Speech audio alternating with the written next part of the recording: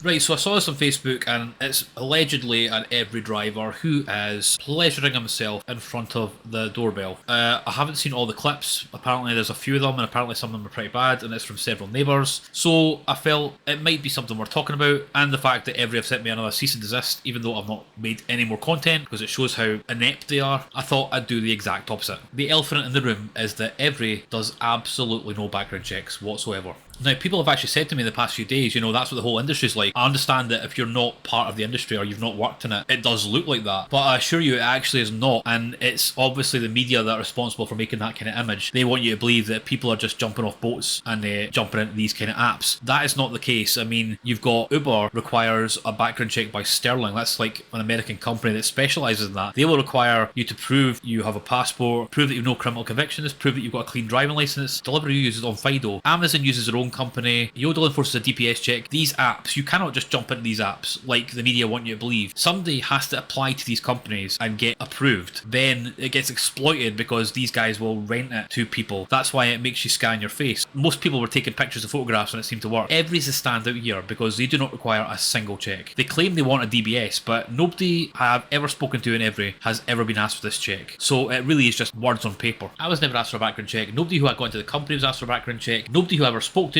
was given a background check. I've asked 100 people or so, and it's not really hard to find out if that's true or not because you just have to go in the forums and everyone will agree with you. Even YouTuber Zach Jones said that he never got a background check while he was there, but he did get cease and desist letters because Evri do not like people talking about how terrible they are. It's not a legal requirement in the UK to have a background check, so Evri aren't actually breaking the law. They're just proving that they're absolute cheapskates who do not care about safety. And here comes to my main point in the episode. Evri's lack of security for anything but their profits. Now, obviously, I have gone elsewhere. I'm at Yodel now. I mean, I don't know much about them, but I will say it has made me reflect on Evri and how much they are compromising for cost. If you get access to the app, say I can walk into Evri and just like start delivering packets, I can get a phone number for a customer right away. I just go to the packet, click call, and I've got your number. It doesn't mask it because Evri are too cheap to pay for masking services. So if you're wondering why you're getting all these scam texts out of the blue from a lot of different things, especially Evri, it's maybe because one of these guys who's gone in has stored all the numbers while he was delivering your packets. It isn't the 90s anymore. Now, when you have somebody's phone number, it opens the world to you because for some reason the social media giants all think that's proof that you're friends. So if you put that phone number into your phone, suddenly you'll be suggested their Snapchats, their Facebook profiles, their TikToks. But what's even crazier to me is they'll start suggesting their friends as well. Now, I'm assuming that's because they have an automatically ticked option that says, just share my data with everyone, and people don't opt out. But I don't think people realise that when somebody's got your number and you haven't got your profile set to private, it will start to just hand out information about yourself to these people without them even asking. That is how easy it is to break data protection. And that is only one thing that was obvious to me. Yodel make about a tenth of what Evri does, and it can afford these things that I thought were luxuries like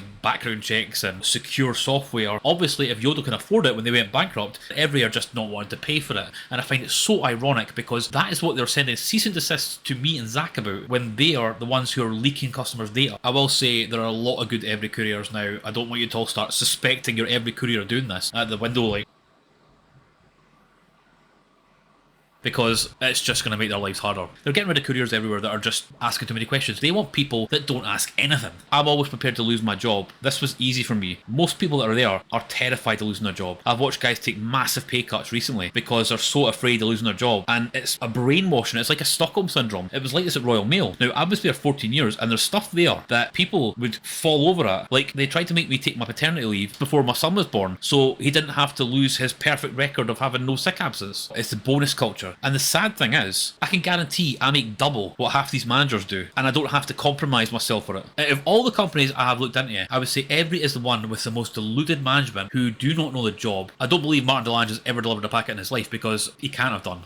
I mean, the guy just seems in his own wee world, but the fact that he's talking about a dog delivering packets when he's wanting us all to do about 40 an hour is just crazy. The truth is, they have not done anything that is for the courier. They've done as much as they can to trick the courier into accidentally giving them more money. Now, the removing the website to me is a big one because to remove the website shows you do not understand the job. If you've got a lot of packets and something goes wrong with the app, you have no way to process them. So what they're thinking is there'll be lots of packets delivered for free, when in reality it'll be lots of packets either stolen or abandoned. One person did say to me, well, Yodel doesn't have a website either, but the difference is Yodel has put more money into the software. Now, this isn't a case of me actually bigging up Yodel because they have obviously obviously got their own problems, but I'm just pointing out things that are quite glaringly obvious. Yodel use Trimble, who are well renowned. They're used by Royal Mail as well. They have cloud storage, extremely up-to-date software. If you scan things and don't deliver them, the cloud remembers. You can use any other phone and it will remember what you scanned. Evri does not have that. Evri software is local only. So if you haven't delivered stuff and you scanned it and your phone gets wiped or you get logged out, your scans are gone and you have to start from the beginning. That is the big difference. Last week, the payslips were supposed to come out. Nobody could get access to the payslips for 3 days after. There's always a problem with the payslips. It's just a headache with this company trying to either find out what you're due or get money back you're due. Then when we did get access, the payslips weren't there. And whoever has got their payslips has already reported they're extremely short. The only reason I'm bringing up all these things is the fact that these are the kind of things that make decent couriers leave and guys come in that don't care. While the other gig industry apps start to increase their security, Evri is going to be the low-hanging fruit. By relying on the cheapest labour you can, you're going to hit problems with how you're behaving. If I was to think of a situation which reminds me of Evri, it would be OceanGate, in that they think they're clever and they think they're indestructible because they've had a period where they've got away with something. Now, a lot of this cheap labour does not care about delivering the packets, they just care about either stealing or binning them. I can see several scenarios for how Christmas is going to play out. Best case scenario, none of your packets get delivered. That is what I can see 100% happening. There'll be warehouses full of packets because Evri tried to be as cheap as possible and get completely overwhelmed. Evri doesn't really have warehouses, it hires lockups, which has always been strange to me, but I can kind of understand it now that they use it as a way of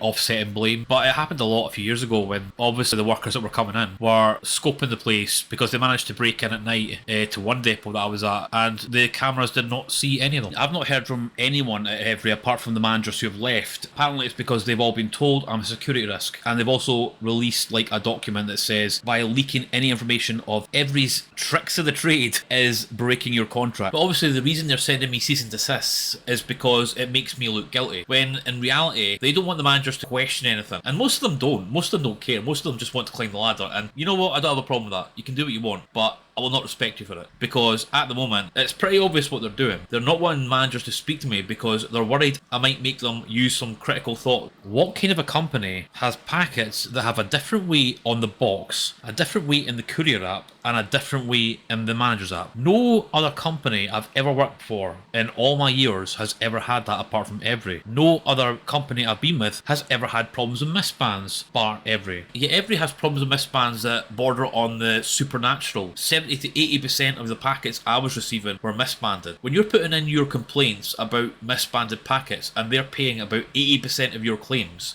that doesn't mean that they're just being nice. That means that they know fine well they're breaking the law. One reason they removed the website is so you can't easily see what you're actually delivering. And because they have this ridiculous system where there's apparently 3 different weights listed on the system, whenever you think you got paid wrong, they'll just come out and say, yeah, it's okay, that weight you've got there is the wrong one. The real weight is somewhere else. You just go by their word because, I mean, what they say goes, even though nobody's talking about the fact that no other company has this problem. No other company has 90% of their packets misbanded. No other company has this ridiculous system with 3 different weights for the same item. And let's be honest, Evri, we know it's you that's changing the bands. I mean, I wanted to prove it, and I have done. I've got plenty of examples, but here's just one. As you can see, this packet is quite clearly 500 grams, but Evri has put another sticker on top of it for 0.001 kilograms. That can't be the sender that's done that, so that whole lie you've been telling people for years is over. People do not believe you anymore. The senders are not sending these packets at the wrong weight. I've sent out 5 packets myself, and they've all been received with the wrong weights on them. All of these packets came back to me today and they've all got the same thing, 0.001 kilograms over the old label. Basically what this proves is it's Evri that are changing the weights because they're making a fortune doing so. They could pay the couriers half what they're supposed to get paid and nobody's going to notice because the industry is so corrupt. Now this label over a label thing is new to me because I was looking at the other things Evri were doing.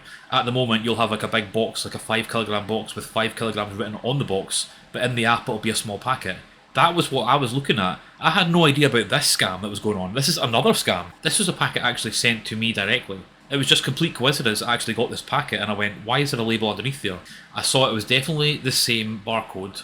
I saw that it was definitely downgraded from 500 grams to 0.001 kilograms. So it's obviously a very specific change. Now, senders cannot change barcodes. Barcodes are hard-coded, so you have to cancel the label. It's not possible. So the change has got to be from every side. But now we've established that, we have to ask, what reason would there be to reduce a packet from 500 grams to 0.001 kilograms other than to make money, because there's no logistical reason why you would change that weight. So that means they're not only putting the wrong weights in the apps deliberately, they are also rebanding packets for no reason. Ask yourself, why would you need to drop a packet's weight from 500 grams to 0.001 kilograms for any other reason other than to make money? Allegedly, Evri have started to suspend people who have put in too many claims every month. Now, I have to say allegedly because I've only heard of a couple of people this has happened to, but I do know they are taking people down conduct who are putting in too many misbans. If you think you're being shortchanged and you put in too many complaints, they will start to look into you. If you say anything about any of this stuff, they'll terminate you, like me. And they want people who will not ask any questions. They're enjoying having all this unethical profit. Evri is about mass exploitation, so by getting rid of couriers like me and everyone else who have brought up these kind of things, they can just keep all the couriers who do not question how much they're getting scammed by them. Evri has told some people that the reason I was suspended was because my professionalism was under question. So I just thought I'd share this to show I was hitting my delivery targets, I was hitting my ETAs, I was hitting my SOS, and I was also on 5-star customer rating. So another lie that Evri cannot back up, just so you know. One thing that stuck with me was before I left, somebody at my depot was really upset because they scammed him out of money. I'd said to him, why did you accept the pay drop? And he said, I didn't have a choice. And I said to him, you've always got a choice. If it's having to leave, you have to leave. I mean, don't make these people think that they have any control over your life. They are pretending they don't need you more than you need them. There was a Twilight Zone I saw the other day called something like The Mind of Simon Foster. Because he's struggling to pay the rent, he starts to sell his memories to a pawnbroker. The more he sells, the more he has no memory of who he is. He eventually snaps and asks the pawnbroker, what gives you a right to put a price on my life? And the pawnbroker replies, I didn't. You did. Till next time.